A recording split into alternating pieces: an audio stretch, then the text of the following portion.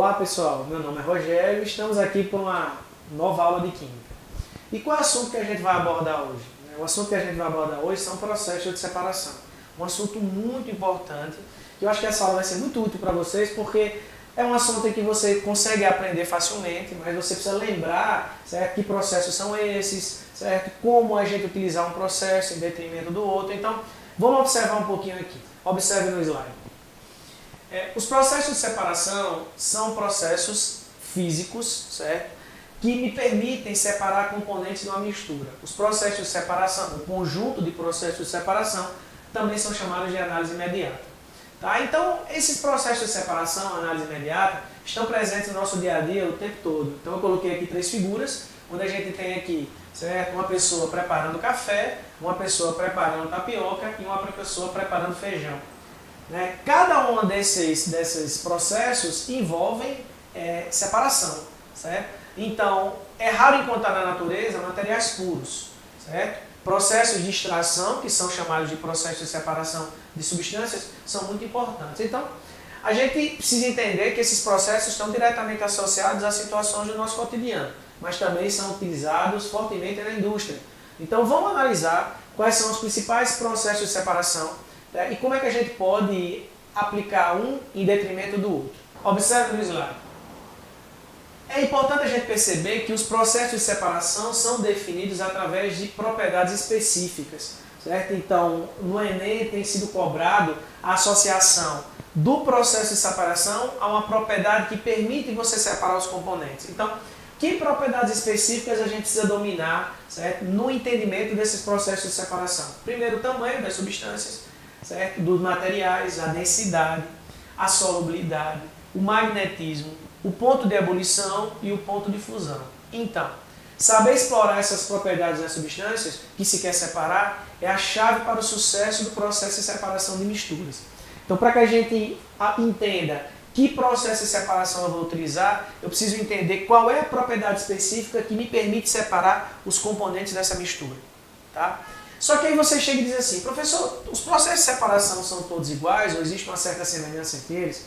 A gente pode dividir os processos de separação em 2 grandes grupos. Observem comigo. Os processos de separação são divididos em 2 ramos, certo? Existem os processos mecânicos e os processos físicos. Eu coloquei 2 figuras aqui. Essa primeira figura demonstra pessoas catando lixo e a segunda figura a gente tem, certo, um trabalhador numa salina. Separar lixo e obter sal da água do mar são, respectivamente, processos mecânicos e físicos. Mas qual é a diferença entre um processo mecânico e um processo físico? Tá? Será que você já tem uma noção da diferença que existe entre um processo mecânico e um processo físico? Observa no slide. Processos mecânicos são aqueles utilizados para separar misturas heterogêneas nos casos em que não há necessidade de uma transformação física. Enquanto que um processo físico é utilizado para separar misturas homogêneas nos casos em que é necessária uma transformação física. Então, essa diferença, certo, é importante para que a gente possa entender como cada processo pode ser aplicado. Agora a gente vai falar um pouquinho dos processos mecânicos de separação, certo? A gente vai destacar os processos mecânicos. Bom, que processos mecânicos são esses? Acompanhe no slide. Claro que os processos mecânicos diferem dependendo do estado físico que eu tenho dos componentes. Então, eu coloquei aqui 4 processos, certo? Que são processos mecânicos. Primeiro, catação. Segundo, peneiração. Terceiro, ventilação. E o quarto, levigação. Catação, peneiração, levigação e ventilação. São processos de separação mecânicos que envolvem, certo, a separação de substâncias que se encontram no estado sólido. E lembrar que cada um desses processos estão associados a uma característica que as substâncias apresentam que me permite a separação. Observe. Acho que todo mundo entende o que é catar, né? Catar é você separar espécies que apresentam diferentes o quê? Tamanhos, que são facilmente observados a olho nu. Então, por exemplo, eu vou catar feijão, certo? Eu retiro o feijão das impurezas através de quê? Da observação que as impurezas são diferentes do grão de feijão. Então, isso está associado ao tamanho, ao aspecto. Peneiração, também tamanho. A gente usa a peneira para o quê? Por exemplo, para separar impurezas de uma farinha, né? E você separa através do tamanho das partículas sólidas. E aí tem a ventilação e a levigação. Tanto na ventilação quanto na levigação a gente usa a densidade como fator definidor da separação. No caso da ventilação, a gente usa uma corrente de ar que vai levar as partículas mais leves e vai deixar as partículas mais pesadas. E na levigação você usa uma corrente de água que tem a mesma função, certo? Levar quem é mais leve e ficar quem é mais pesado. Aqui a gente tem um exemplo de ventilação, que seria uma lavoura de café, onde se joga o grão de café com as cascas, né, as folhas no ar, e aí uma corrente de ar leva as folhas e o grão fica.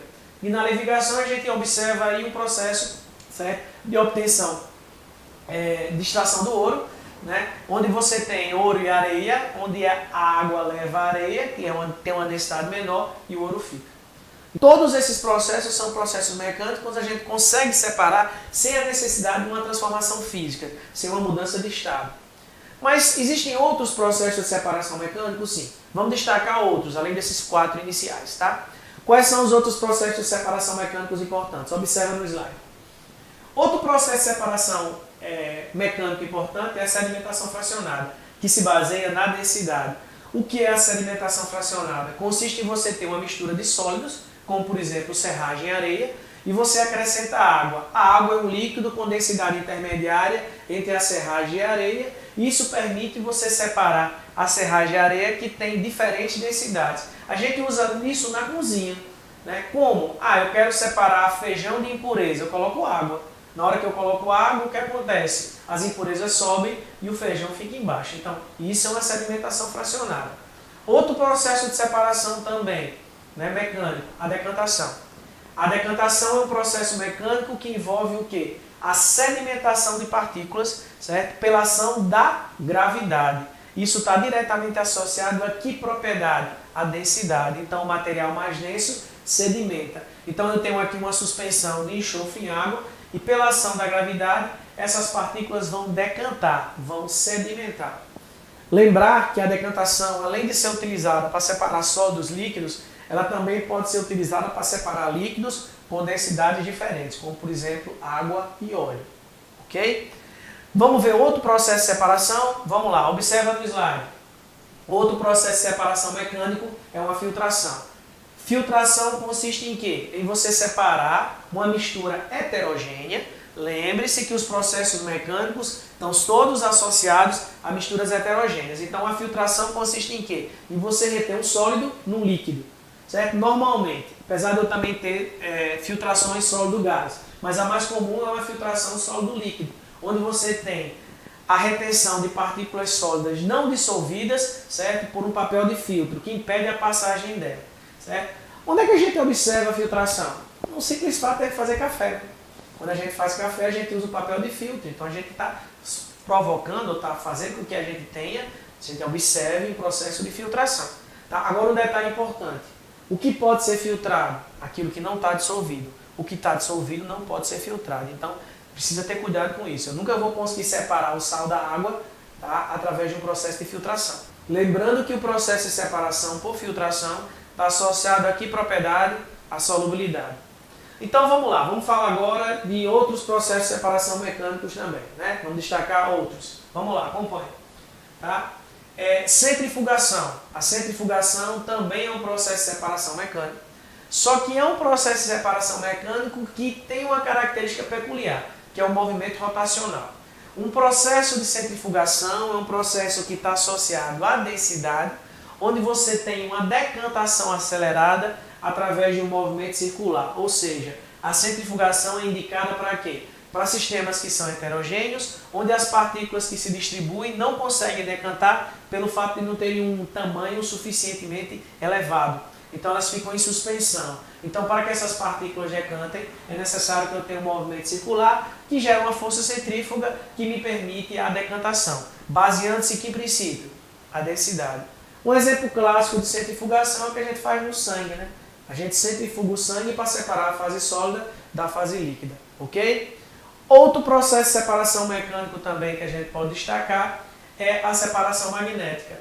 Separação magnética é um processo que envolve a utilização de um campo magnético para separar componentes de uma mistura, onde um dos componentes vai poder sofrer a ação desse campo magnético. Por exemplo, tendo uma mistura de limalha de ferro e pó de enxofre, a gente coloca um ímã e o ímã vai atrair a limalha de ferro e não vai atrair o enxofre. Então, isso é uma separação magnética. Só tem que ter cuidado com uma coisa: separação magnética está associada a que característica? Magnetismo. E a separação magnética é diferente da imantação. Qual a diferença de separação magnética para imantação? A separação magnética é você utilizar um campo magnético para separar componentes de uma mistura, onde um desses componentes vai sofrer a ação desse campo, do ímã. E o que é uma imantação? É tornar algo magnetizado.